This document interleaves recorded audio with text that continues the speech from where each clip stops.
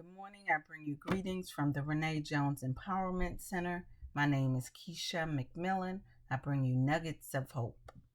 Relish in this sweet relief. You are free. You are free indeed. How can your words, attitudes, and actions betray this claim?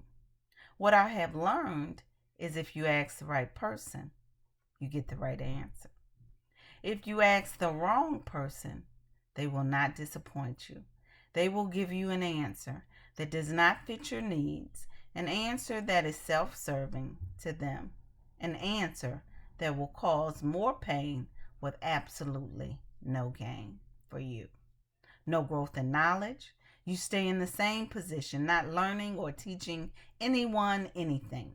No gain in power or strength. Your opinion has no value.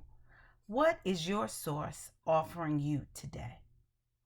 It is essential that we always be in the process of checking our sources before making drastic moves. For the power of any source has the ability to influence the decisions impacting our behavior and our lives. Follow your own mind. Input and output mechanisms are all around us. Even our bodies take in and out approach when breathing. We inhale and then we exhale. The computer has an input and output button for a reason. My house has an entrance door and an exit door for a reason. If you eat unhealthy food, you intake and digest something that's unhealthy in your body, then you export what you have just digested, junk. If someone is causing a disruption in a theater after being allowed to enter in, they are escorted out. We have ears. That is where we get messages. Those messages come from a variety of sources. Sometimes we get those messages in our music. Sometimes we get those messages from other people when they speak to us. Sometimes we get that from books that we read. But we take in, we read, we listen, we analyze, and we take in all of this different information from the computer, from the TV, a lot of sources, a lot of energy around us. We have to evaluate the source. Some of us can tell really great stories, and some of us can even put those stories to song, and some of us have the gift of conversation. Others can write long theoretical dissertations about what they have seen and what they have heard. I'm going to share a short story with you right now. 3 young men were walking together. They were looking for stolen treasure. They were very excited and enthusiastic. Another young man approached them, saw that they were having so much fun on their path. He already had the map in his hand to the treasure.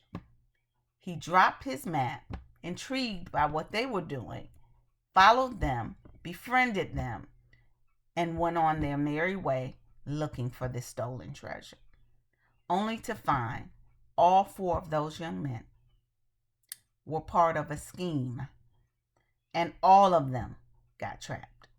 The one got distracted and influenced by the other 3. He already had the map in his hand. He put it down to follow their quest. What am I saying to you? Follow your own mind. Check your source. Some of us can tell that other people can speak very well. The things that come out of their mouths can be used to empower or destroy. Have you ever heard a baby cursing? They repeated what they saw. They repeated what they heard, just like a mockingbird. Words have power. They create thoughts. Thoughts create attitudes. and attitudes create an opportunity for action. For that reason, we must be careful what we take into our ears, what we take into our minds. Slaves maintained the one desire to be free. No matter what sources were around them, what they were taking in, they maintained the desire to be free. Freedom was at the top of their request list. Freedom was on the tip of their tongue. It was uttered, it was whispered, it was shouted. Freedom.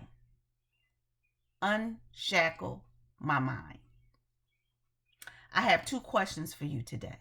Who are you allowing to have access into this most valuable mind of yours? And what are they leaving behind? I hope you see the correlation in this nugget of hope. I am Keisha McMillan. I'm with the Renee Jones Empowerment Center, and I thank you for listening.